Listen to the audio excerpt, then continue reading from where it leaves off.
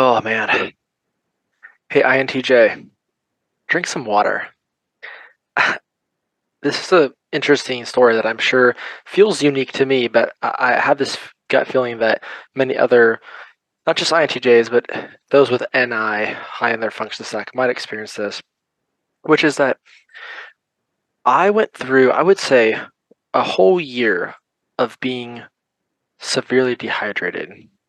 And not that I wasn't drinking any liquids, I was just never drinking water.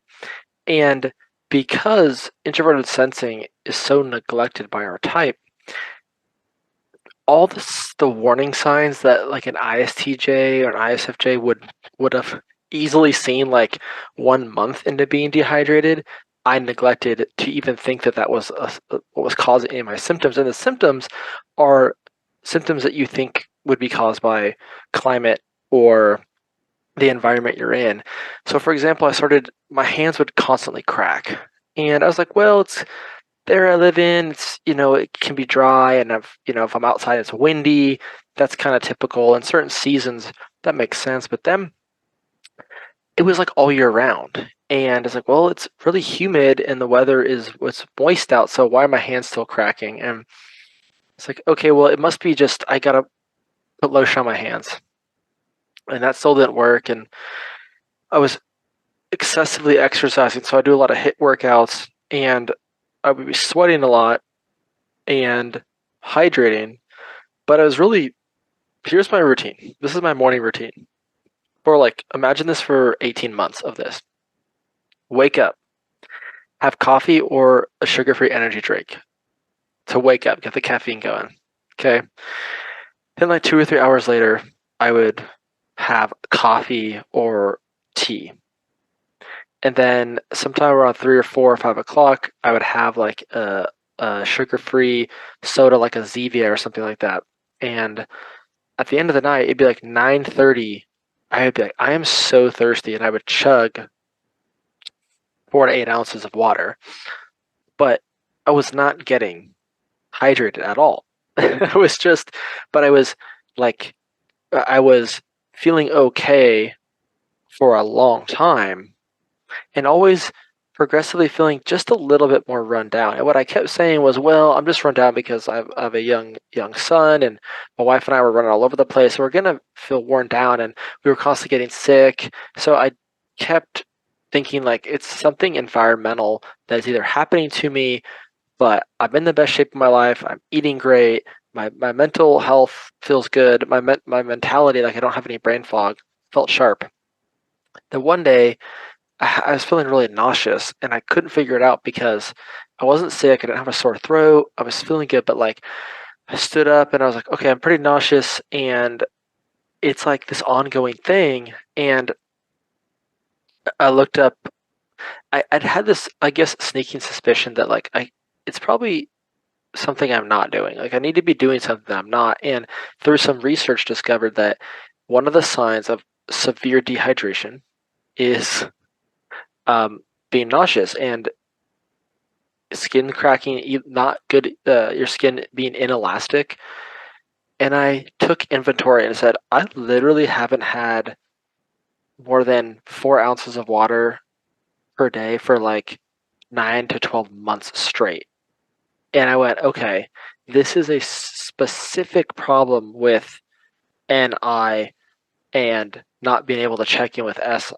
I mean, I think an SE DOM would be even like more prevalent to be like I need to stay hydrated, like I'm feeling a certain way, or but me, I could get up after not having water all night, drink energy drink, it's liquid, never got hydrated. So what I've been doing, and the thing was like when I thought about water, I said water is just it's boring. I like something that has like a flavor. I would guarantee I was addicted to those Zevia drinks, like the stevia flavored sodas. I'd have like 4 or 5 of those a day, thinking that I was getting hydrated. Didn't help whatsoever. My friends were even telling me like, "That's not drinking. That's not actually hydration. That just it masks the fact, but it makes you thirstier." So I said, "Okay, I have to like." I got one of those like medical uh like has 36 ounces and it like measures it. You actually get them at the hospital. I didn't go to the hospital, but I bought one of them.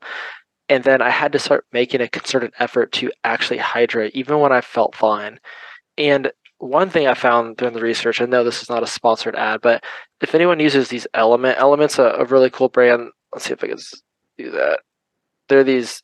You probably can't see if it will focus, but what they have a unique blend of electrolytes. There it is. So they have 1,000 milligrams of sodium, 200 milligrams of potassium, and 60 magnesium, and they taste. I mean, their whole brand is salty AF, very salty, but the tang is so good. But I will do this every morning. I will make sure I have an electrolyte drink all the time, at least once a day. Sorry, not all the time, once a day before workout, and then one later in the day to replenish what I'm missing, and then also drink real water. It is such a struggle to drink water. I don't know if any other NIDOMs or people that have been around introverted intuitives and seen like this denial of the self, of the physical self. I was on a podcast probably like 2 years ago, um, with a guy named Gabe who used to be on Rational Typology, and he said that he had neglected what ended up being a burst appendix or appendicitis while he was studying something. He was so intensely studying something that even though his body was experiencing what to most people would be debilitating, he pushed it down. And it's like, no, but like your brain, this is when I realized the brain can override so many physical sensations that you have that it almost anecdotally proves that type exists in the brain because of the way that your brain can just turn off sensory signals if you're an NI-DOM, and then vice versa, um, can turn on the sensory signal so you like know when you're getting sick. Whereas I sometimes feel a certain way, but I just push through it, and it's like at any time you can override an internal feeling. But the problem with that is it then gets way past the point of a simple fix being the answer. So you have to go some sort of severe and dramatic intervention to get you back to just normal where everyone else is at. So I had this thought for a long time of doing this video, but have you ever experienced it in terms of hydration or something physical that you know is kind of wrong, but you kept overriding it mentally until the point where it got so bad? And I'd love to hear what your experience is with either yourself or a friend, because I think it's actually a topic that I've never heard before, but it's the physical side of the introverted intuitive type and how we really need to just pay attention to ourselves. And when you get the inkling that something might be wrong, do not wait for it to become a huge issue to fix it, because that's kind of the way we run our lives in a lot of different. That's actually not the sorry. That is not the way we run our lives. Most of the time, we handle stuff right away because we have that TE right there. So we handle stuff right away before it becomes a big deal. But it's interesting that we don't plan to take care of ourselves very well. And there's so many good examples of that throughout history. Like, I think I love Tesla. I think he was like injured. The reason he died is he like just did not get a surgery, or like got hit by a car or something and just neglected to go to the hospital, and it turned into an infection or something. That is just the funniest thing. Like, it's funny because it's like, I'll be good. I don't want to work. It's a hassle. I gotta do all this stuff. I'll just will myself to be better. Anyways, let me know what you think. I feel really confident that others are going to say, yes, I have a story, and I want you to tell me in the comments. Thanks for watching.